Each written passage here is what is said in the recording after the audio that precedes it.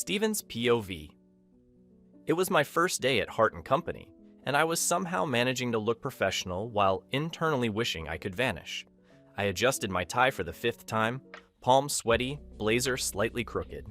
The elevator hissed open like it already knew I wasn't ready for whatever waited outside. I stepped out with my heart jackhammering so loudly I honestly thought someone would look up and ask if I needed medical help. First day, Monday morning, big city. I still barely knew how to navigate without Google Maps screaming at me. My supposedly dream job, my supposedly new start. And me, clutching my briefcase so tight my fingers were probably turning purple. I swear the floor of Heart & Company was polished out of spite. It reflected every overhead light, every movement, and unfortunately, every inch of my awkward shuffle. All I could think was you're new. Act normal. What the hell is normal? Then I looked up, and I stopped breathing. Daniel Hart. I hadn't seen him in 5 years, but my body recognized him like muscle memory. My chest tightened without permission. My legs forgot how knees worked. Every stupid part of me turned into static. He stood by the glass entrance to the main office, scrolling through something on his phone with the same calm focus he used to have when reading while I ranted about my assignments. Tailored navy suit hugging his broad shoulders, short black hair neatly styled, jaw sharper than I remembered, and those eyes, those steel blue eyes that used to soften when he smiled at me. Except right now, they weren't soft at all. They were unreadable, professional, cold. I couldn't move. I just stood there like some glitching NPC. His gaze eventually lifted from his phone and landed right on me. My heart did something ugly, like a deer sprinting straight into oncoming traffic. "Mr. Reyes?" he said, voice smooth, controlled, distant. I forgot my own name. I absolutely forgot my own name. "Oh, Steven," I managed. My voice cracked like a teenager in a puberty commercial. "Steven Reyes." He nodded once.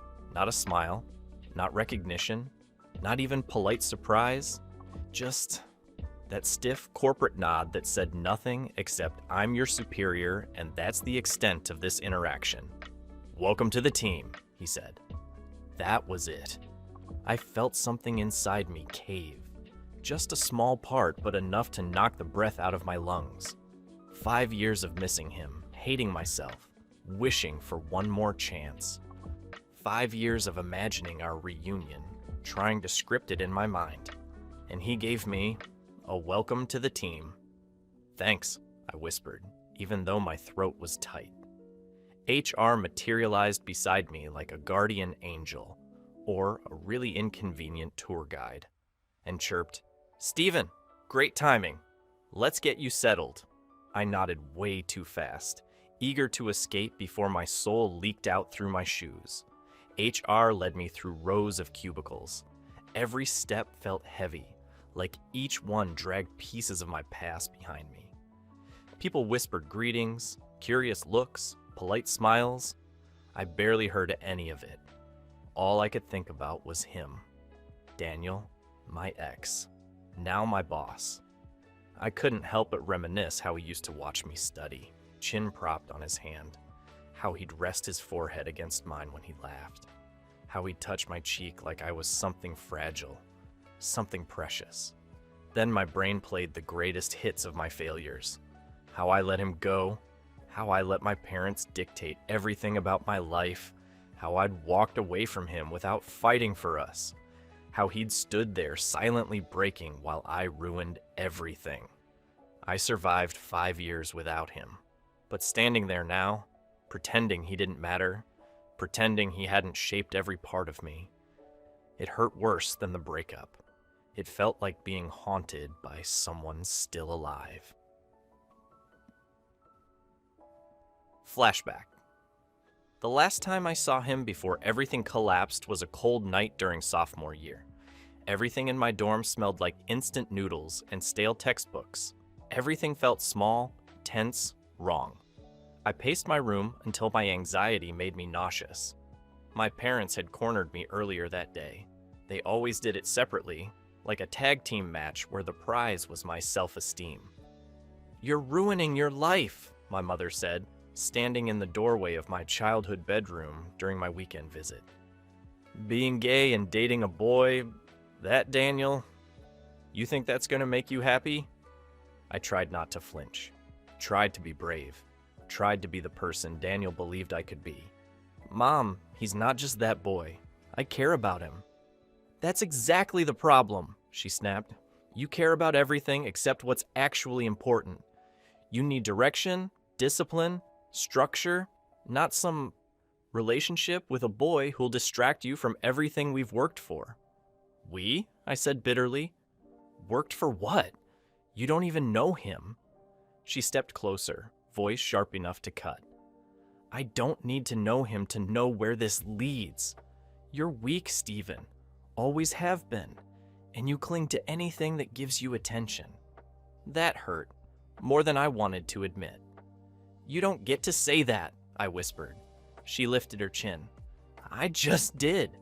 My father didn't yell. He never yelled. He just sighed, disappointed, like I'd burned down the family legacy with one bad decision. "Son," he said quietly, "you're acting irrationally. Relationships, especially ones like this, don't last. Don't throw your future away for a phase." A phase! Daniel was my entire universe, and they reduced him to a phase. By the time I returned to campus, my chest felt bruised. My mind spiraled into every fear they'd planted in me since childhood. What if they were right? What if I was weak? What if loving Daniel ruined everything for him too? I found him sitting on the bench outside my dorm, waiting for me like he always did when he knew something was wrong. He looked up with those gentle eyes that made everything hurt more. "Hey," he said softly, "you didn't answer my texts. You okay?" I sat beside him, but my hands wouldn't stop shaking. "My parents, they said things, My voice cracked. I don't know how to fight them." Daniel touched my knee lightly. "Look at me," he whispered. I did, and it made everything harder. "I'm here," he said. "We can face them together. You don't have to choose between them and me." But I was 19, scared, conditioned, fragile.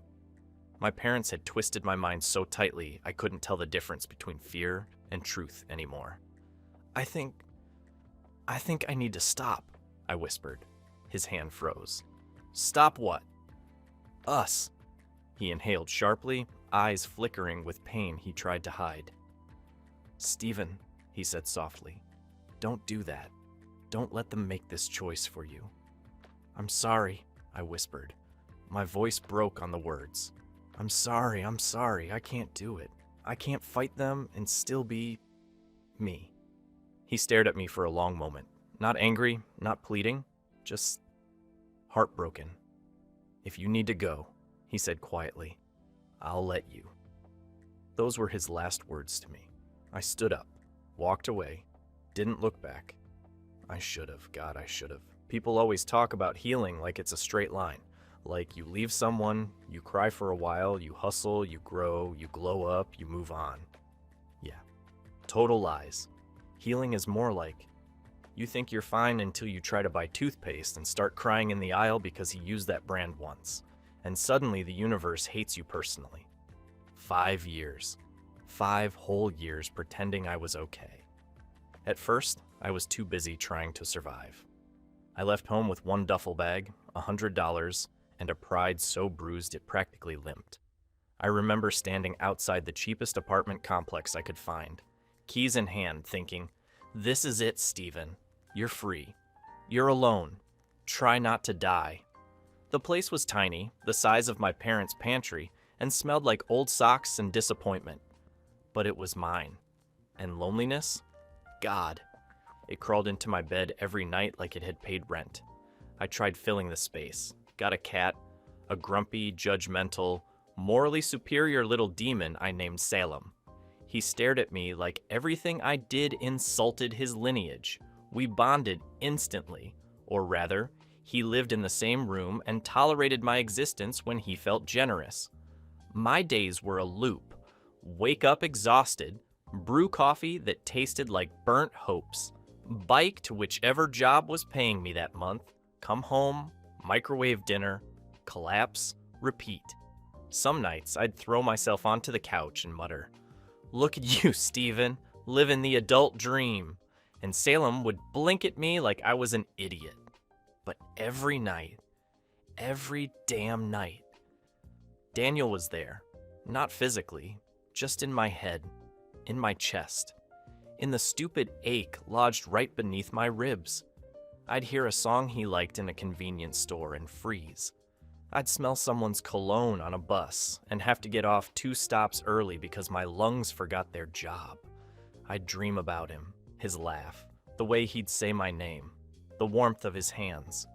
And waking up, that hurt worse, because reality was cold sheets and outdated wallpaper. Sometimes I talked to him. Yeah, out loud, like a crazy person.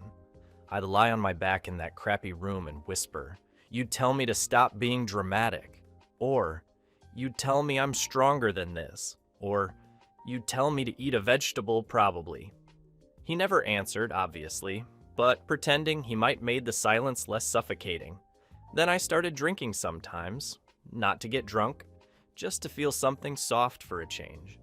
Except one night, I got sloppy drunk. Real sloppy.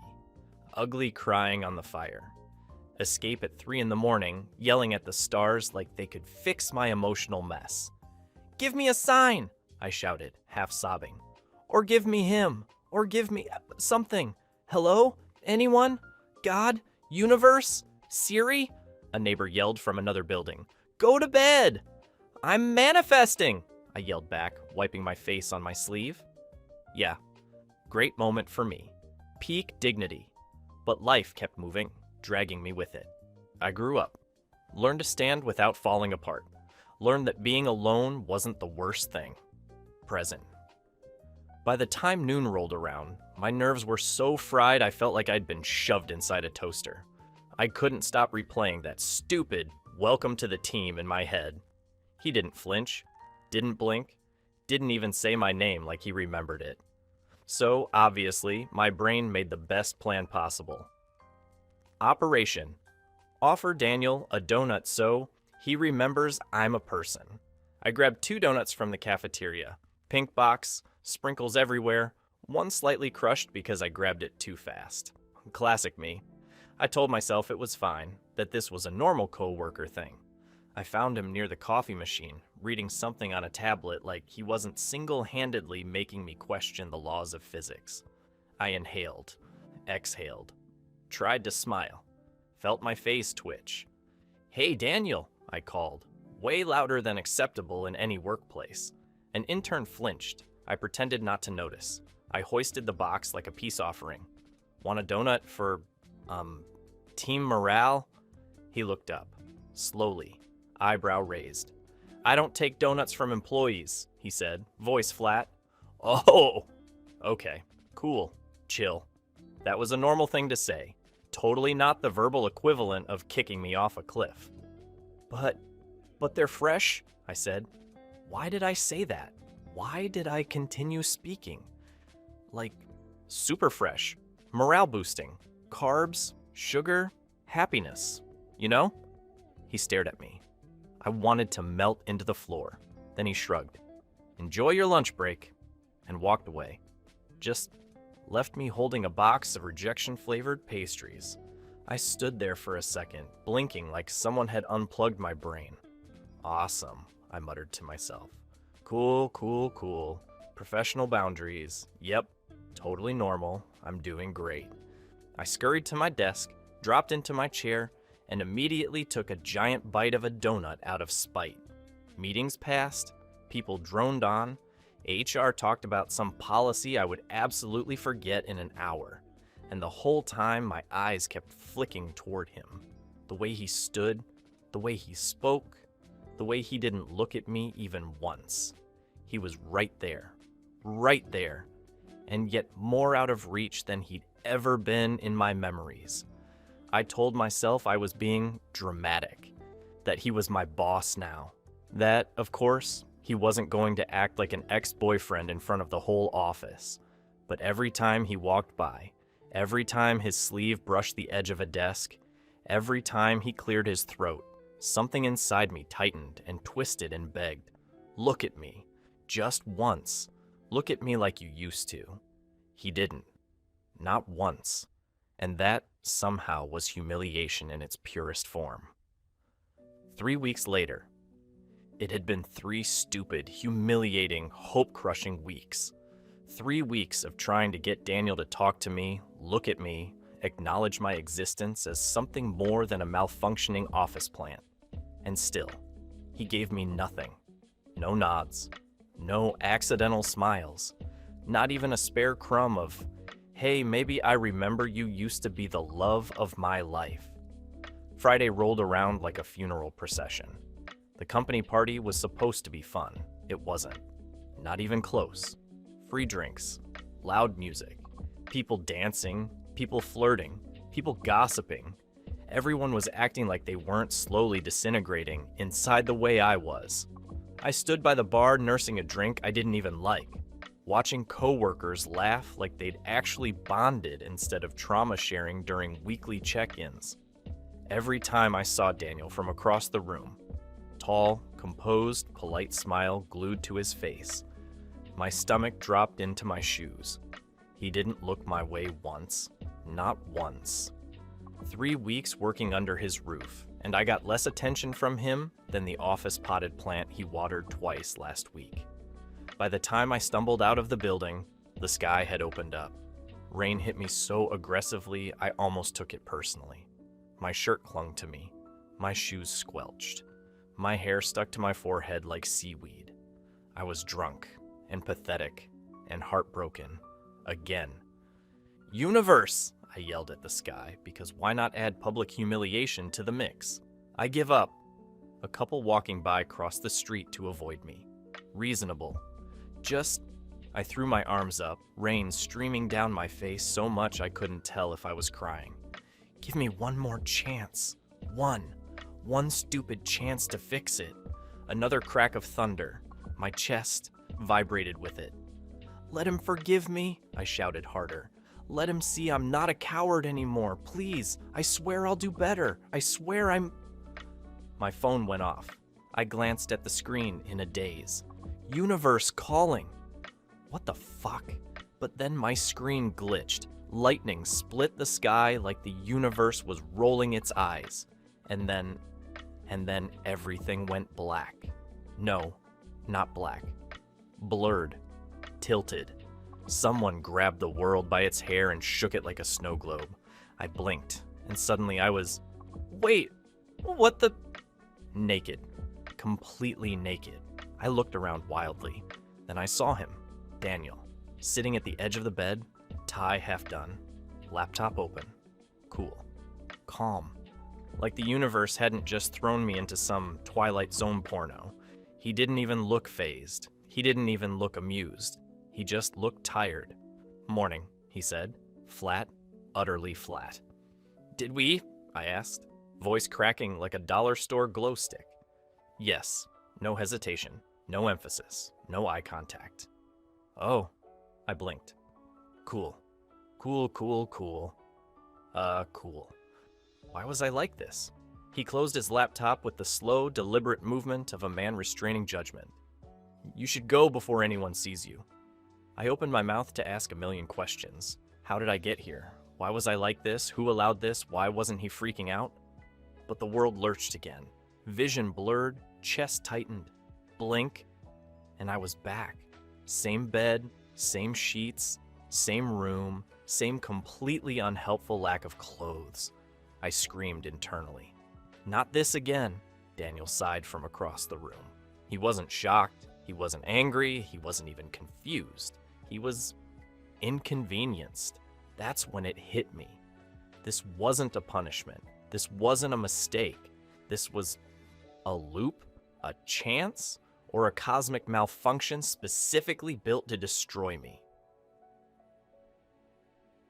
Loop 2, 3, infinity? The first thing I saw when consciousness slapped me awake was the beige ceiling fan above me. The exact same fan, same shape, same sound, same room that smelled faintly like cinnamon and expensive laundry detergent. I stared up at it, brain loading slower than a 2005 computer. "No," I whispered. "No, no, no, no, no. Not again." I sat up so fast I got dizzy. My heart hammered inside me like a hyperactive squirrel trapped in a tin can. "This isn't real," I told myself. I left. I definitely left. I walked out of the door. But the room didn't care about my meltdown. The universe did not give refunds. I heard the soft click of the bathroom door. And then Daniel stepped out, hair damp, shirt half buttoned, sleeves still rolled up, towel around his neck. He looked like the exact type of man you should not be looping with because your emotional stability would never recover. He paused when he saw me sitting up like a panicked meerkat.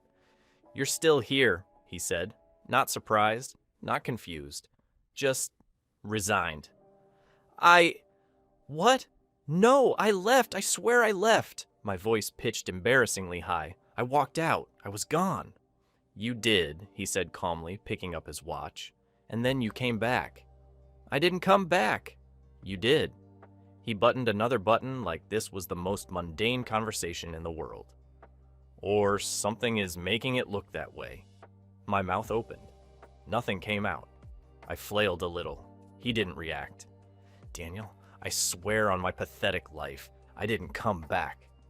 I ran a hand through my hair, gripping the roots. "I woke up. Again. Like déjà vu, but if déjà vu decided to ruin my entire existence." He gave a long, slow sigh. "Please get dressed. I have a meeting in an hour." My eye twitched. Are you seriously not freaking out? At all? Not even a tiny bit?" "No."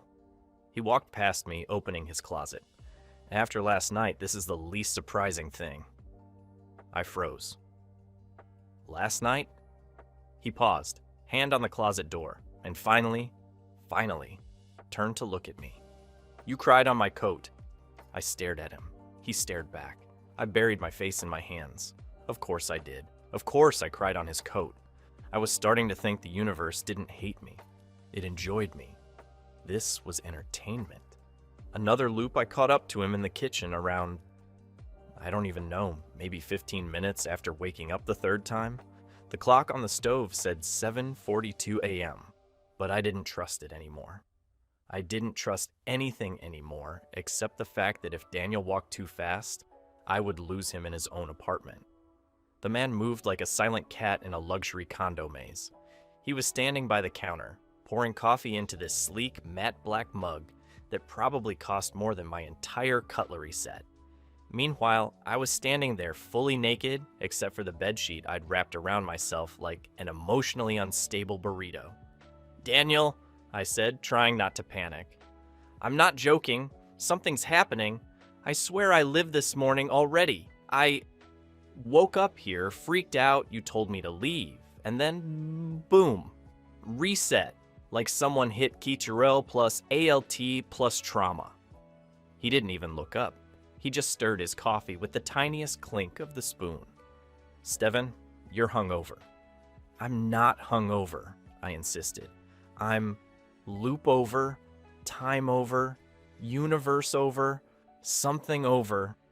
He finally raised his eyes. He didn't look amused. He looked like a professor forced to listen to a student explain why their dog ate their thesis. "What exactly do you remember?" he asked. "Everything," I said. "The party, the rain, me crying like some rejected Greek tragedy character to the universe, which I would like to forget, by the way, blacking out, waking up in your bed like a stray cat you accidentally took home, then you waking me up, and the way you looked at me, and you saying I had to leave." He sipped his coffee calmly. "You're remembering it because it happened." "Daniel." I stepped closer. The sheet dragged across the floor like a sad bridal train. "It happened twice." He didn't gasp, didn't widen his eyes, nothing dramatic, but he did stop breathing for just a moment. His chest stalled. His eyes flicked to mine like he was recalibrating what kind of crazy I was. Then he said quietly, "Tell me something that only happened the first time." "You had a purple tie?" I said immediately. "Today you have navy, and the first time you weren't annoyed. You were just blank. But the second time, you were tired." My throat tightened. I didn't want to say it, but it was true. "Sad tired," I whispered. His jaw twitched. Barely, but enough. He lowered his mug to the counter. "Okay, then we have a problem." "We?" I repeated. "As in, we're a team in the time disaster now? You actually believe me?" "No," he said calmly. "I'm saying if you're waking up in my bedroom every morning, it automatically becomes my problem." "Oh my God," I groaned into the sheet. "Why do you talk like a tax form?" "And why?" he said, pointing his mug at me. "Are you still naked?" I blinked. Fair. I tightened the sheet like dignity could be wrapped around me if I tried hard enough. Another loop. There was a small time lapse after the kitchen, maybe 40 minutes, during which I somehow ended up wearing one of Daniel's shirts, a white button-up that smelled like cedar wood and was absolutely not meant for my body type.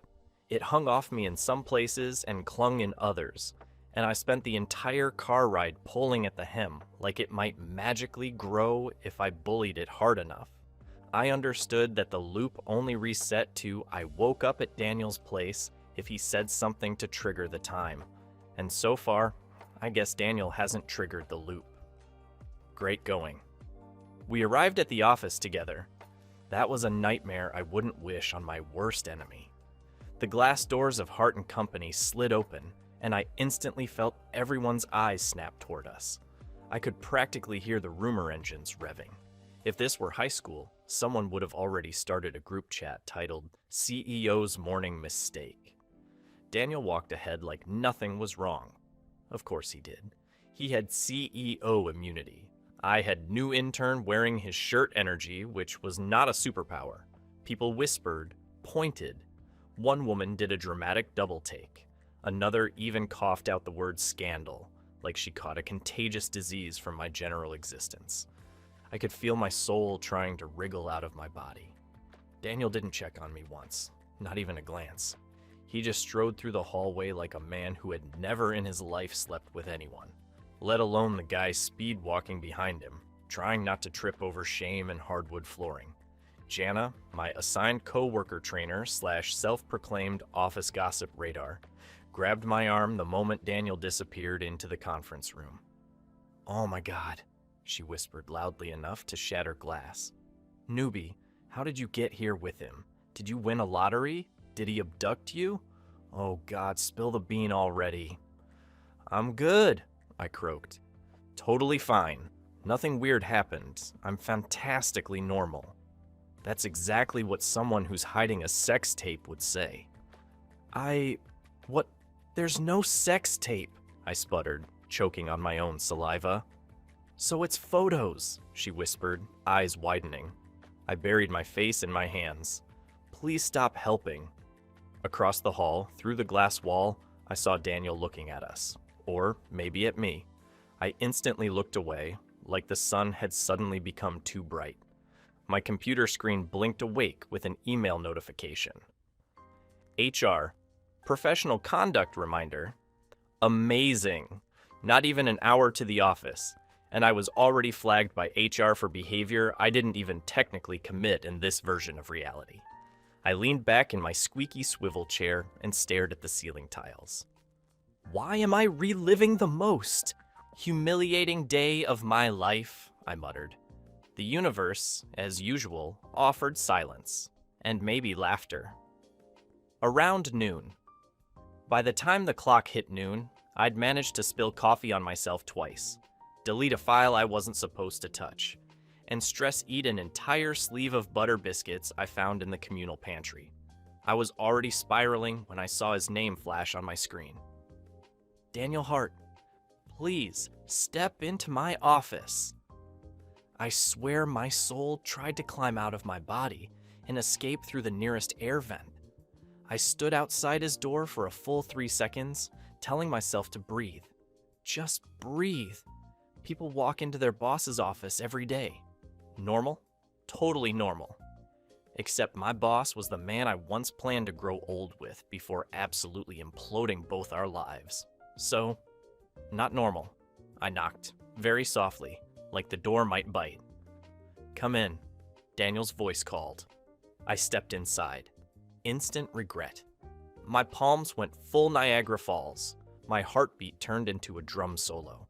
His office was all glass and clean lines and expensive minimalism. Meanwhile, I was sweating like a sinner in church. "Sit," he said without looking up from his screen. I sat, then immediately regretted sitting because my chair squeaked and my knee hit the underside of the desk. I stood up, then sat again because standing looked weird. He finally looked up. He exhaled slowly. "Steven." "Yes?" My voice cracked like a dying radio. "Stop vibrating." I froze like someone had hit my mental pause button. "Okay." He leaned back slightly, tapping his pen against the desk. The picture of calm. Too calm. Suspiciously calm.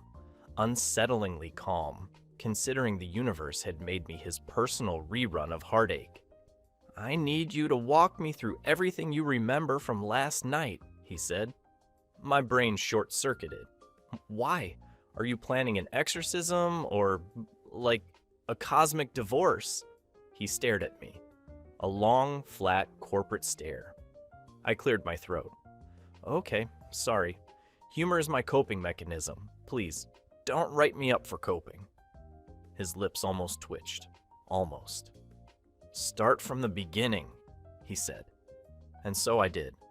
I told him about the party I didn't even want to attend. The rainstorm. My emotional implosion. How I ended up yelling at the universe like a feral raccoon screaming on the street. How I walked blindly through the city until I somehow ended up at his building. How I blacked out. Woke up naked. Twice. He didn't interrupt me. Not once. No eyebrow raise. No disbelieving sigh. No judgment. Just quiet. Steady listening. When I finally finished rambling, he leaned back in his chair and said, in the flattest tone imaginable, "You cried!" I slapped my palm over my face. "Please pretend I didn't." "You were drunk," he said, softer this time. "And upset." Do not say upset like it's a mild inconvenience. I had a full meltdown in the rain like a Victorian widow mourning her husband at sea. His mouth twitched again. There it was, an actual almost smile. But then his expression shifted. More serious, more human. "Steven," he said quietly, "why come to me?" I blinked. I didn't choose to. I just ended up there.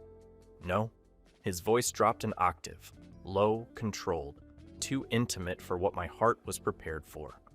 Why last night? Out of every night in 5 years, why break down in front of me? The air thinned like it couldn't handle us in the same room. My throat tightened, my hands shook, and something in me cracked wide open. "Because," I whispered, "you're the one I always break about." He inhaled sharply, his jaw clenched, his eyes flickered with something I hadn't seen since the night we fell apart. For the first time in years, he looked hurt. I didn't plan to cry. I didn't even plan to talk. I planned to walk in, act normal, pretend I hadn't ruined both our lives, and then leave with at least 3 ounces of dignity. But apparently the universe said, "Nah, sweetie, not today." Sitting in Daniel's office, surrounded by glass walls and the faint smell of cedar, I felt 19 again. Small, stupid, breakable. "Steven," Daniel said softly. I wiped my face immediately. "Sorry, forget it. Pretend I'm just a glitch in your schedule." "That isn't what I meant." "Well, that's what it sounded like." My voice came out sharper than I intended. He leaned forward, elbows on the desk, eyes fixed on mine with a focus that made me want to either kiss him or jump out the window. "I'm asking because you didn't look for your friends last night," he said. "You didn't call anyone. You didn't go home. You came to me. Not on purpose, I argued. I didn't wake up thinking, hey, let me go emotionally projectile vomit on my emotionally unavailable CEO X. His brows lifted. You think I'm unavailable?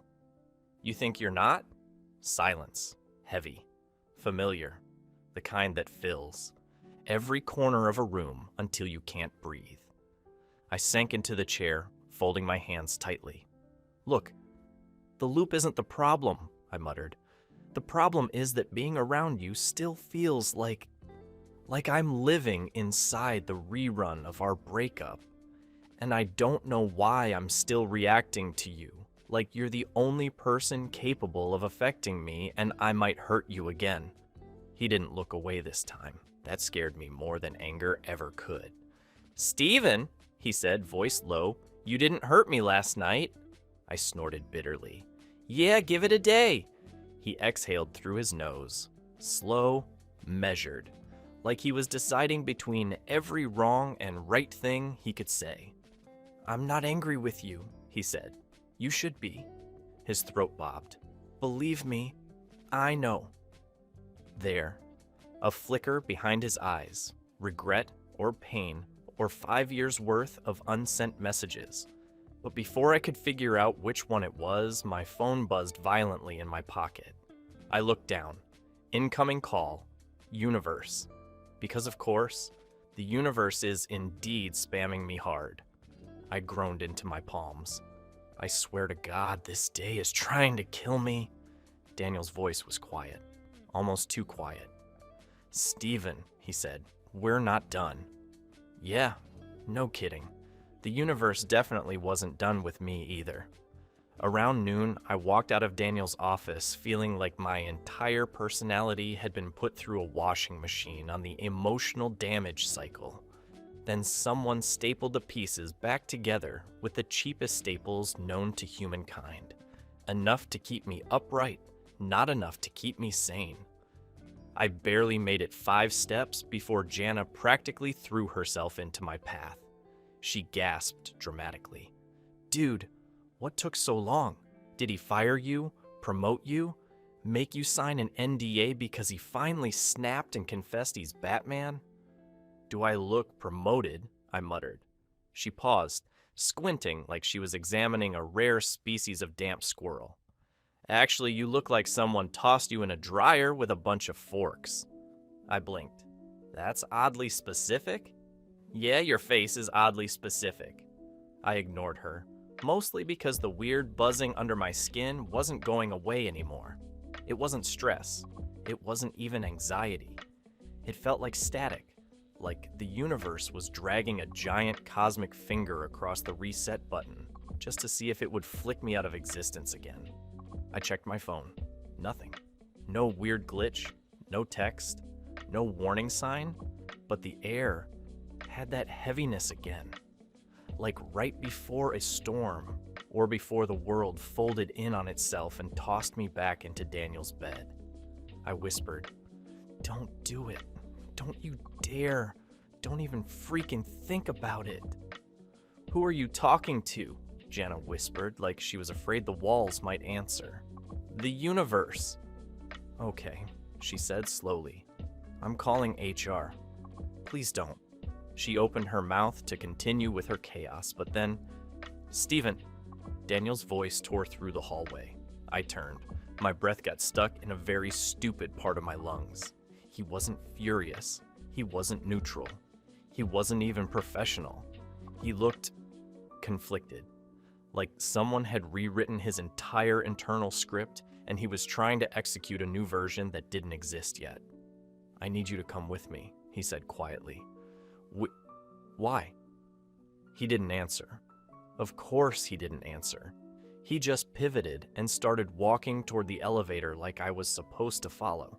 And I did, like a duckling following its terrifyingly handsome mother. We stepped inside. He pressed the emergency stop button. The hum cut off. The lights dimmed. My heartbeat punched my rib cage. "What are you doing?" I whispered. "I need to know something." He stepped closer. Not aggressively, not angrily, just with intention. like every movement cost him something. In the first loop, he said softly, "Did I say something to you? Did we fight? Did I push you away?" "No," I whispered. "Not that time." He inhaled sharply. "But something I said tonight triggers it? Maybe." "Then say it. Tell me what it is." "Daniel, please." His voice cracked. I almost fainted. "You didn't do anything," I whispered. "It's me. Every time I get overwhelmed, it happens. Every time I feel like you're slipping away again, it hits reset." His eyes softened like the weight of that crushed him. "Then don't pull away this time," he said. "Stay." My throat tightened, and the world blinked white. Reset. Loop morning number 3. The universe really needed a new hobby.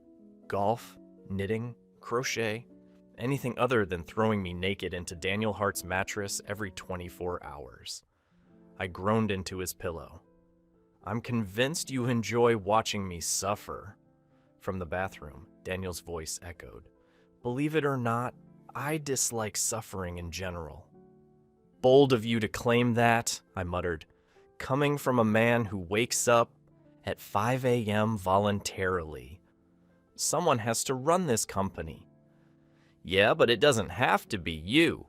He stepped out of the bathroom, hair damp, shirt unbuttoned, chest distracting enough to make me forget whatever I was complaining about. "I'm assuming," he said calmly, "we're on reset number 3? I stared at him. "Wait, hold on, you remember?" He nodded. "Yes." My brain broke. "Since when?" "Since the second loop." "And you just didn't say anything?" "You were panicking," he said. Adding more panic didn't feel productive. "Oh my God," I groaned, dragging my hands over my face. "Daniel, I thought I was losing my mind." "You might be." "Wow," I snapped. "You're so supportive." He exhaled sharply through his nose. Not quite a laugh, but almost. "I remember everything, Stephen. The meltdown, the conversation, the elevator, everything." My stomach dropped like a stone. "So you heard me about you slipping away."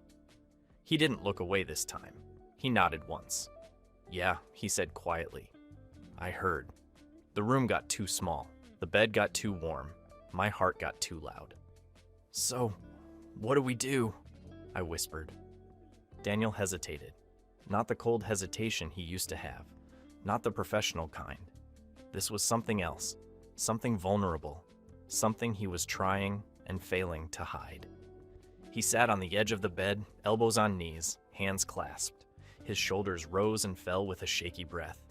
"I'm tired," he said finally, "of pretending I don't feel anything." My pulse exploded. "What are you saying?" I breathed. He looked up at me, eyes raw in a way I'd never seen. Not even 5 years ago. Not even during the breakup. "When I saw you walk into the office on your first day," he said slowly, "I felt everything I've spent years suppressing hit me at once." My mouth fell open. He continued. "I was angry at myself for still caring. I was angry at you for leaving. I was angry at the universe for giving me something I thought I'd buried." "Daniel," he shook his head. "Let me finish." I shut up, very quickly. "I didn't forget you, not once. You leaving wasn't just heartbreak. It broke something fundamental in me, something I didn't think would ever repair." My chest clenched painfully. "And now we're stuck in this loop," he said quietly. "And I think maybe it's forcing me to admit something I've avoided for years." He lifted his gaze, steel blue, trembling. "I still love you, Stephen." My breath left my body. Every part of me froze. "And I'm scared," he whispered, "because every time the loop resets, I feel like I'm losing you all over again." I felt my eyes sting. "No," I whispered, crawling closer. "I'm here. I'm right here." He swallowed hard. "If the universe is dragging us back together," he said, "then maybe we should stop fighting it." "And do what?" My voice shook. He reached out. His fingers brushed mine. His voice dropped to a whisper. Stay with me this time. My heart absolutely shattered because he wasn't cold. He wasn't distant. He wasn't unreachable. He was terrified and honest and in love with me. Again. Maybe still. Maybe always. Epilogue. If someone had told me a year ago that I'd end up living with Daniel Hart, waking up next to him, stealing his hoodies, getting lectured for leaving wet towels on the bed, I would have laughed myself into a coma. Or cried. Probably cried. My brand is flexible like that, but 6 months later, here we are. It's a Saturday morning. The kind where sunlight filters through the curtains like it actually paid rent. Daniel's in the kitchen making coffee, sleeves rolled up, hair still messy from sleep. He looks annoyingly perfect in that quiet, domestic way that makes my chest squeeze. "How long have you been staring at me?" he asks without turning around. "Bold of you to assume I ever stopped." He snorts, an actual snort, which I treasure like a family heirloom. We've been good. Better than good. Better than anything I ever imagined after the years of silence and heartbreak. The loop stopped months ago, right after the night I finally told him everything. My fears, my regrets, the way losing him had gutted me for years. He didn't say anything at first, just held my face like I was something breakable. He didn't want to lose again, and kissed me like he was ready to forgive me. And somehow, that was enough. He brings me my mug and sits beside me on the couch, thigh pressed against mine. No space, no hesitation. "You okay?" he asks softly. I lean my head on his shoulder. "Yeah, I'm happy." It still feels weird to say it out loud, like the universe might hear and go, "Oops, reset time." But months have passed. No glitches, no time loops. Just us. Daniel intertwines our fingers. "Good," he murmurs, "because I'm not going anywhere this time." I laugh, quiet and warm. "Yeah, me. Neither." And for the first time in years, the world feels steady. Not looping, not resetting, just moving forward with him. The end. So tell me, have you ever fallen for someone you were absolutely sure you couldn't stand until life shoved you way too close? Thanks for watching. Subscribe to become part of our Rainbow Force, and consider joining our membership for early access and exclusive content. Stay wholesome.